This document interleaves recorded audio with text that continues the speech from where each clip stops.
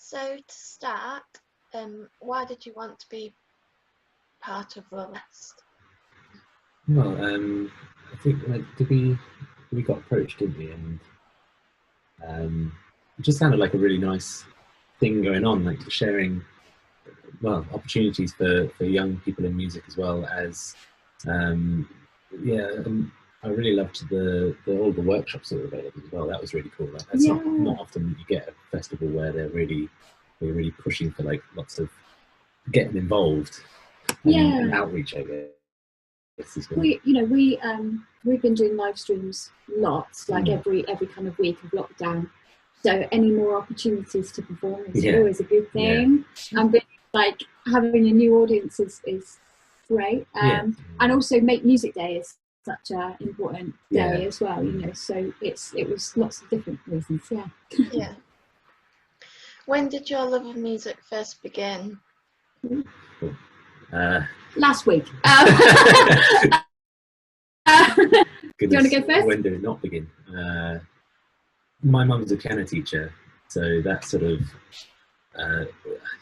just grew up with music all the time. I remember falling asleep whilst she was just practicing pieces that she was teaching the next day or something in the evening. So that sort of just got me listening to music all the time, and then I started playing, and then just continued loving it and creating it, and then we started making music together, and it's just sort of snowballed into what it is today. But, yeah, totally. No, I've just always gone to gigs, and I've just grown up around music.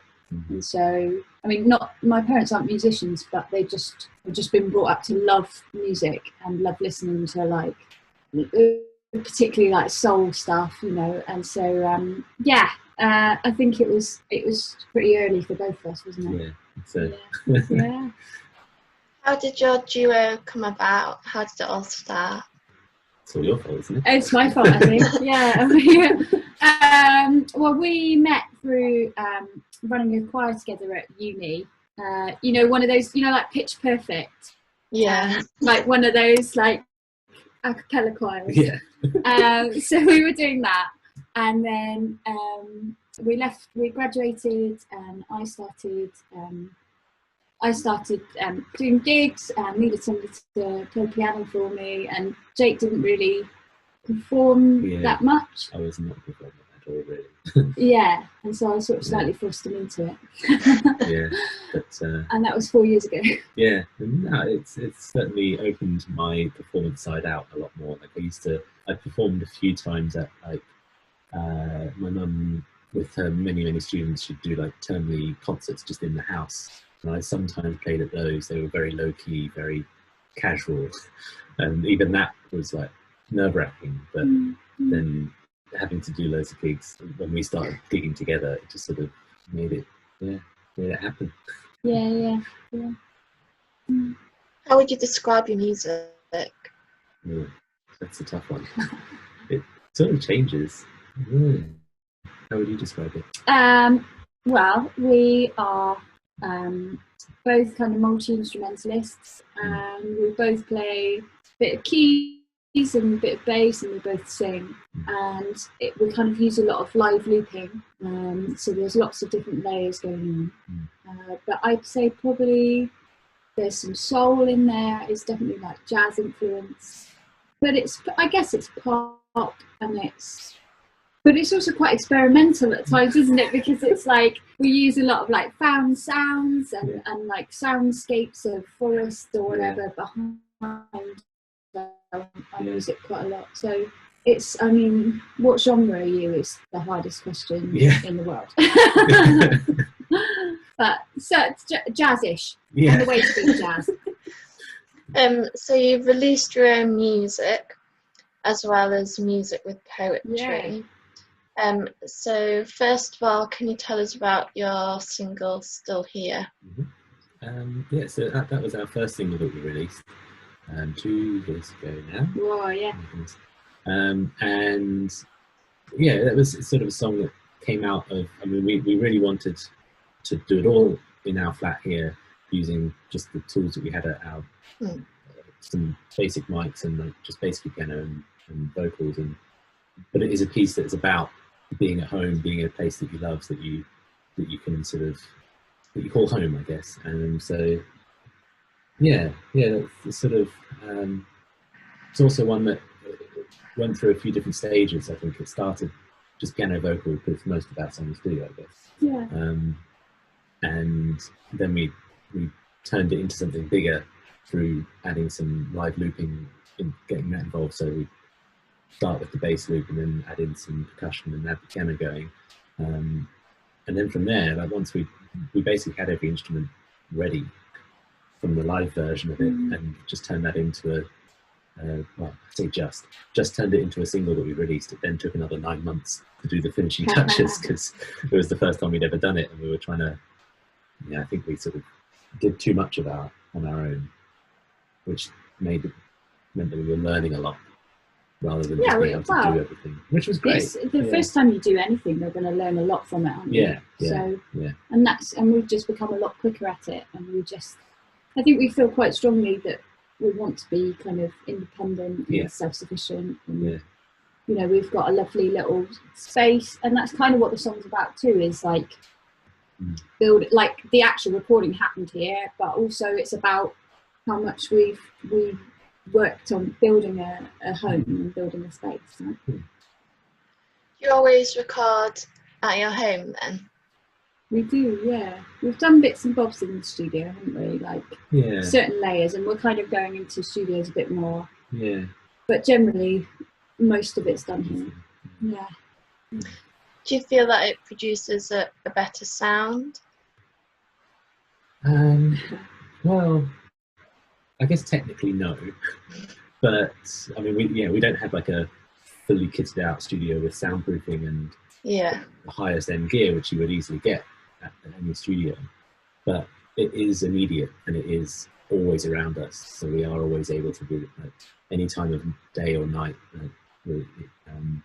Just have an idea, get it down, and sometimes that's the final version of the recording, sometimes it's just a really great sketch that you then rework or something. But and like a lot of what we do is quite improvised, like live, and so actually having an immediate thing of like, I'm just sat on the sofa, I've just had an idea, I'm going to walk over here, and now it's remembered forever, and we can use it. It's quite works really well for us. So you're part of an artistic group called Echoes and Edges as well. So what's that group about? So that group is, so it's us 2 musicians and then 3 poets at its core.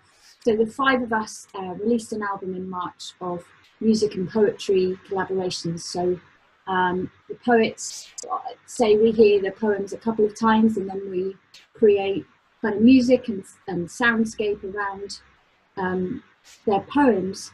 But now what we've been doing during lockdown is kind of making that a wider collective. So we do monthly live streams called Echoes and Edges Open Collab, where we just put a call out on, we just shout out at the internet. Any poets want any music? Give us a poem. Give us your poems. And then we've had like entries back from all over the UK and some from America and Finland, and then we hear them. We hear the poems like once in the afternoon. Kind of work out what instrument each of us are going to be on, and maybe like work out what key in the afternoon. Like probably spend a maximum 10 minutes on one poem, and then play it live that evening. So it's just really about spontaneity and improvising and bringing kind of new meaning or new interpretation to the words. It's really about like responding to the words as they happen as well. And because you could easily spend months with a poem to turn it into a piece of music and like digest it fully and pull it apart and find what works, but it's really refreshing as well, just like we're hearing this for maybe the 2nd or 3rd time, really listening to the words and just responding to them either musically, like at a different instrument, or often it just ends up with like a riff that comes out as a vocalized singing the poem, basically. Yeah. Just a line that we latch onto that just happens to stick in our head, and then we'll just run with that. And that's sort of what happened with the album as well. Just then we did it again and again, refining it, and then eventually recorded it and put it together. But do you prefer writing your own song or improvising? Both. Tricky. That's tricky. Do we have to choose? They've got really, really nice parts to them. I mean, they fit together quite well. Like most of our writing at the moment is coming from just saying, what should we do? Let's just have the evening just jamming, like a loop jam kind of thing. And then normally some lyrics appear, and then it gets to becoming a song anyway. Yeah.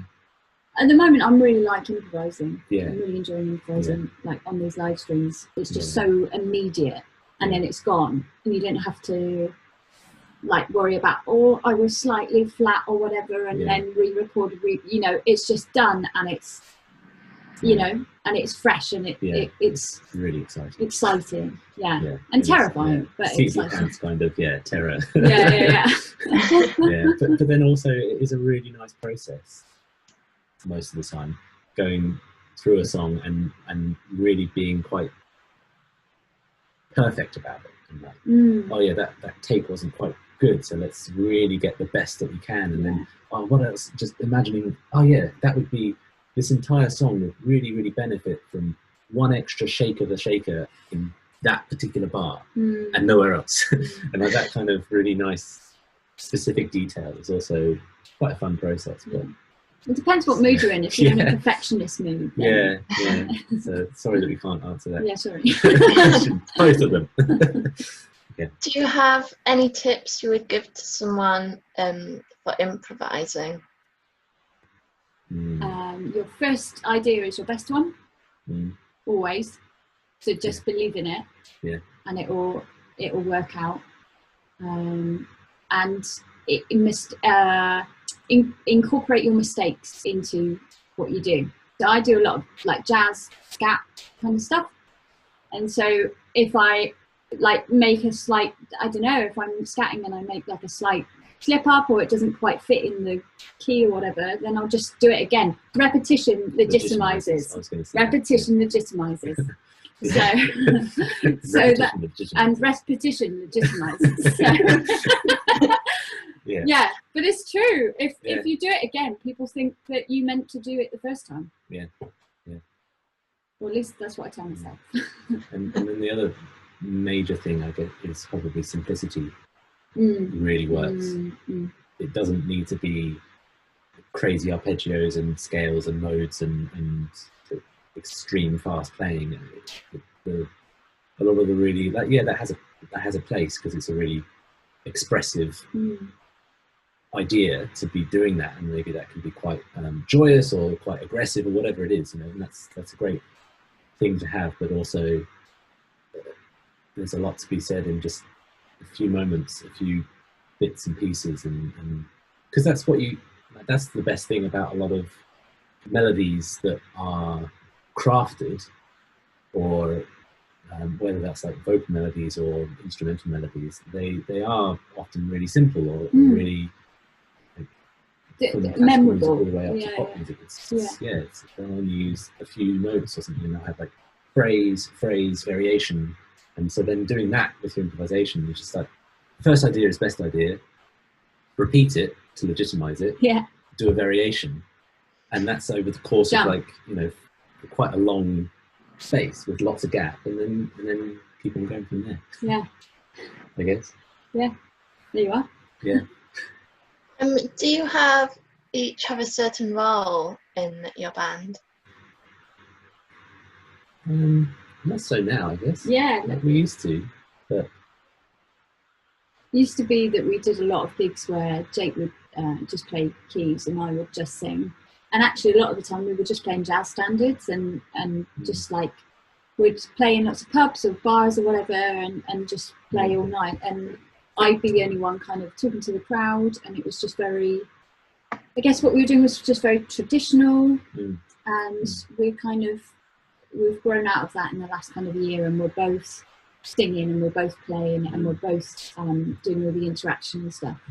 And you know, we talk a lot. I don't know if this comes across, but we talk a lot, and we talk a lot to the audience as well. And it's just I feel like we're very equal now, aren't we, in what we're doing. And particularly, I mean, improvising as well is such a leveler, isn't it? You're all, or you're both making stuff up, and totally have to totally trust each other as well. So it's we're pretty equal now. And even in the songwriting side of things, previously it was basically always Charlie would come up with either lyrics or a melody, and then I'd try and find some chords or play some piano to connect them together. But although that's still, I guess, generally how it works, but you've been playing a lot more instruments in our loops and stuff, and sometimes, every now and then, I come up with one or two words that might work, but it's getting there, you know. I normally cut those out. No, I'm joking. Yeah. Who influences you as artists? That's a good one. Where do we start? Do you know Jacob Collier? I don't actually. He's great. He's like 25 and plays all of the instruments and does loads of live looping and stuff. He's amazing. Google him. Snarky Puppy. Yeah. You know them? Yeah. Yeah. Leanne the Havas. Lauren Vula. Kind of like the whole alternative soul or alternative jazz, neo soul kind of stuff. What they called Wolfpack. Wolfpack. Yeah. Rebecca Stevens. It's really cool. Yeah. Basically, anybody that's been on any of the Snarky Puppy albums, I kind of like of then go to them, and then So you mentioned before a bit about which instruments you play. Do you use much technology? Yes, a lot. That's sort of become a lot more recently. Partly because of lockdown, we're able to, because we have all the technology in the flat, but taking it to a gig is a lot of faff. But because we've been able to do live streams where we have everything set up here, we don't have to pack it away at the end of the night. We've really kind of like lent into the technology a lot more. We basically just now use Ableton Live to do all of the looping that we do with all of the instruments coming in, sending them to different loop stations, and then sending it all out and adding the effects and having it all available, and some synth stuff, but it's not necessarily about the synths. It's just like another sound or another beat creator or something like that. And then Jake's got an iPad that's like all got loads of buttons on for different soundscapes that he's recorded. So I'm trying to think of some, like walking through a market, or hillsides and lakesides and seasides, kind of just caves and things that get added into it. It's definitely grown. The technology side has grown exponentially during lockdown, and it's a bit worrying, really, about how we're going to be able to take that into the real world again. It's a bit like, have you ever seen do you know Beardy Man, the beatboxer? Oh yeah. You know how he's got, what's his Beardytron 5000 or something like that. It's like 6 iPads on the front of the stage. That's like nearly us, isn't 7 controllers, 6 iPads, a couple of keyboards, and then a mic here, a mic there, it's a like mic its there. own little monster. Building like a Frankenstein of wires and synths and stuff. What's your favourite project you've done or music you've released so far? Good question. What do you say? I mean, I love our monthly poetry and improvising night. That's our thing at the moment, isn't it? Yeah. We just love that. and also I'm so excited about the music we've recorded but haven't released yet. Like we've got a lot coming up in the autumn that's going to be like a whole kind of new sound to this, to the stuff that you can hear of us at the moment. And so it's just, I think, not that don't want to look back, but I just feel very much like we're at a really kind of pivotal point in our in the way our music's going. And I think that actually, so I've run out of steam, but probably Open Collab, our poetry music night, and the album that nobody's heard except us. Charlie, I believe you give lessons. I do. What made you go into teaching? That's a good question. I guess I needed that's a good question. I just love it. I didn't want to be like, I need the money. It was a really great turning point for me, because I'd been working in music venues, and it was a really lovely step forward to be able to go, actually now I'm going to have my whole income is just music, and so that was about 3 years ago, and I haven't really looked back. It's been amazing. And I teach mainly secondary age, and we do like pop, jazz, music theatre, classical. Like it's amazing that like every half an hour your whole perspective shifts. You'll go from being like half an hour of Taylor Swift, okay, now here we go with Mozart, and it's just like mind blowing, but like amazing. And again, like the same kind of excitement and spontaneity of our improvising is kind of how I teach, because I kind of have to improvise that too. What is one piece of advice you'd give to someone who'd like to be a musician? Just do it, I suppose. Do it for the love of it. And work with people you get on with. What was that trio? That three things. That's great. Yeah, say that. Adam Neely. Have you heard of Adam Neely? He's a music YouTuber. He does lots of really great content. But he did this one. He talked about like it's really important to have three things as a gigging musician. Either it's like the three. Well, you have to get at least two of these three things right. Playing music that you really enjoy, that you love, playing with people that you really get on with or that you love, or it's financially really good for you. But it's music that challenges you. Oh right, okay. Fun people, money. Yeah. So if you've got two of them, then that's great. If you can get all three, then that's stick with whatever that project is for as long as you can. But if the money's really good, but you don't like the people and it's kind of boring music, then that's all right. I guess it sounds quite cold, but I think it helps us decide what we're going to do and what we're not going to do.